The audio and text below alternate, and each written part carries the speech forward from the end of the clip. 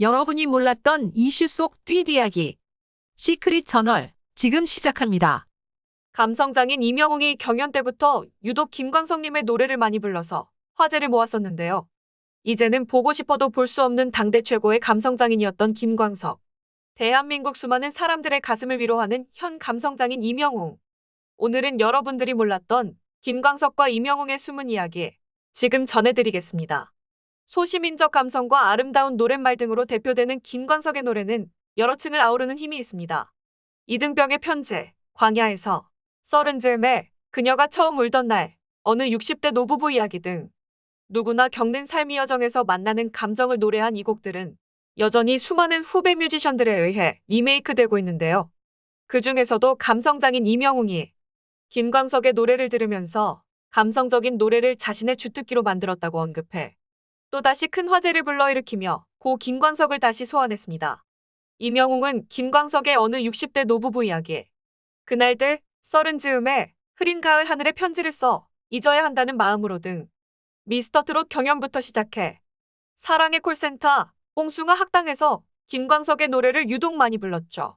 특히 그 중에서도 지난해 2월 20일 TV조선 미스터트롯에서 이명웅이 선보인 어느 60대 노부부 이야기 무대는 그야말로 감동 그 자체. 잊지 못할 무대로 손꼽히는데요. 이명웅은 무대 중간 구슬픈 휘파람으로 감동을 더했고 무대 후 이명웅의 뜨거운 눈물은 이를 보는 시청자들의 가슴을 뭉클하게 만들었습니다. 또 무엇보다 이명웅의 미스터트롯 진특전곡 이제 나만 믿어요를 작곡한 조영수의 극찬 또한 잊혀지지가 않는데요. 조영수는 이날의 이명웅에 대해 이명웅 씨 무대는 듣는 사람도 정말 숨죽이고 한 글자 한 글자 새겨듣게 만드는 굉장히 큰 마력이 있는 가수고요. 그게 가능한 이유는 아무래도 당연히 가창력이에요. 한 한 음을 본인이 크레셴도 데크레셴도를 다해요. 자기가 밀고 싶으면 밀고 이만큼 힘내고 싶으면 내고 여보할 때는 완전 호흡으로 말하듯이 툭 놓고 이런 데서 듣는 사람들은 빠져들거든요. 특히 이 노래는 고 김광석 선배님의 장점까지 자기 것으로 만들어서 음을 한음 한음 낸 게 제가 더 말할 수 있는 칭찬은 없는 것 같습니다. 라고 말했습니다. 이명웅의 이날 무대는 심사위원 최고 점수 934점을 받으며 이명웅의 최고 레전드 무대이자 팬들 가슴속 영원히 남을 최고의 무대로 남았습니다. 이명웅의 보컬 스타일은 깔끔 그 자체입니다. 자신이 구사하는 모든 음역대에서 깔끔하게 떨어지는 발성을 동일하게 유지하죠. 또 음정 하나하나마다 강약을 주면서 섬세하게 노래를 부르는 것도 이명웅의 강점입니다. 특히 실용음악을 공부한 만큼 발라드 팝 등을 두루 소화할 정도로 음악적인 스펙트럼이 넓다 보니 포용할 수 있는 팬의 연령층의 폭도 넓습니다.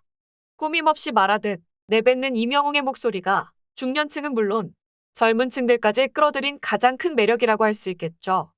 또 이명웅의 노래를 듣고 있으면 가슴 깊이 울려 퍼지는 울림이 있습니다.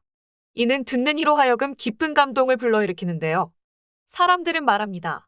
이명웅의 진정성 있는 목소리, 섬세한 감성, 사운드가 어우러져 듣는 이들에게 깊은 감동과 울림을 선사한다. 어머님들의 국부, 우리 영웅님 목소리는 하늘이 내렸다옹. 평생 이토록 가슴 울리는 목소리는 들어본 적이 없네. 죽을 때까지 듣고 싶어요.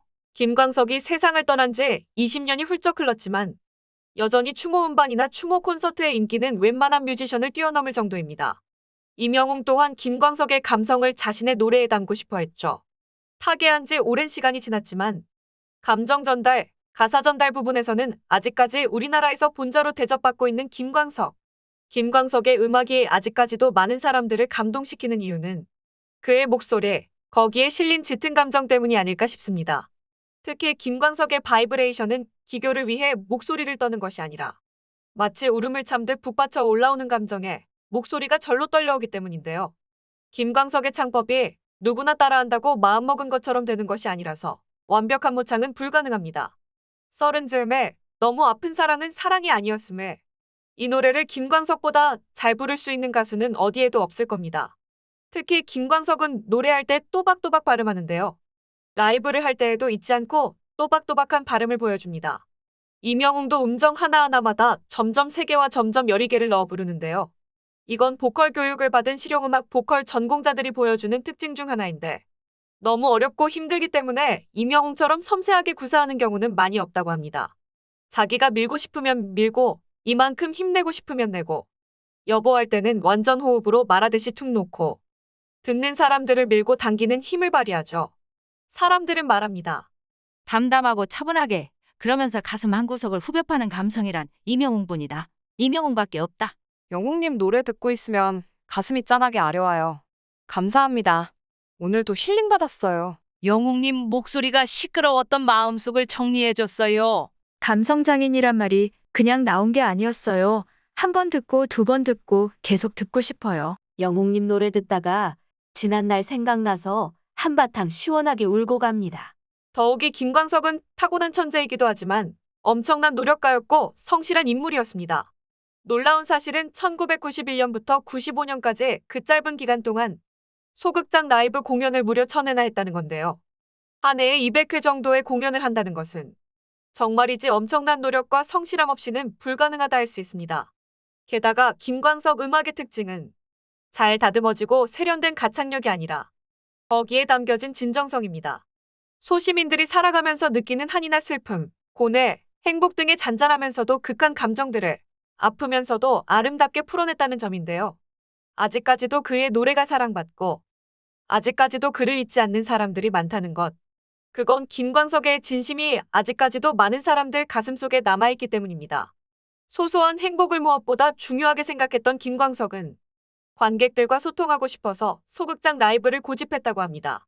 그리고 인품이 훌륭해 아직도 그를 그리워하는 사람이 많은데요. 살아생전 후배들을 많이 아꼈던 김광석은 돈이 궁한 후배가 있으면 돈을 빌려주기도 하고 무대에 서기 힘든 후배들을 위해 노래를 할 수 있는 무대를 주선해주기도 했습니다. 또 손수 먹을 거리를 싸들고 대기실을 찾아다니며 후배들을 먹이기도 했다죠. 이런 훈훈한 베품과 배려를 유독 후배들에게만 쏟은 것이 아니었습니다. 그런 좋은 인간성에 감동을 받았다는 팬의 이야기도 눈에 띕니다. 한 팬은 김광석의 콘서트를 보러 갔다가 캔커피를 하나 사서 김광석에게 주었다고 합니다. 그러자 김광석은 보답할 수 있는 게 노래밖에 없네요. 라며 즉석에서 기타를 치면서 노래를 불러주었다고 합니다. 이 어찌 감동적인 일이 아닐 수 있겠습니까? 그런 팬의 진심 어린 고마움을 즉석에서 표현할 수 있는 인품이란 누구라도 본받아야 할 것 같습니다. 여기서 끝이 아닙니다. 또 다른 팬은 춘천으로 입대하는 길에 김광석을 만났는데 그런 그에게 대뜸 입대하세요. 라고 물어보더니 정말 아무렇지도 않게 그것도 길거리에서 이등병의 편지를 즉석으로 불러주었다고 합니다. 이런 훌륭한 인품 덕에 아직도 그를 기억하는 사람들이 참 많습니다. 들으면 들을수록 가슴 따뜻해지는 그의 노래도 지나가던 팬에게 보여줬던 진심도 주변 지인들에게 베풀었던 인심도 모두가 그립고 진심으로 보고 싶습니다. 이렇게 따뜻하고 배려 깊던 김광석을 보고 있자니 계속 머릿속을 떠나지 않는 사람이 있습니다. 모든 무대에 진심 담아 노래하는 것도 그렇고 주변 사람들에게 진심 담아 대하는 태도도 그렇고 어려운 사람 돕는 마음도 그렇고 이 순간 이명웅이 떠오르는 건 저만 그런 건 아니겠죠? 많은 사람들이 사랑했던 김광석님, 당신을 그리워했던 무대, 이제 이명웅님과 함께 하겠습니다. 오늘도 모든 분들 건행하세요. 이상 시크릿 저널이었습니다.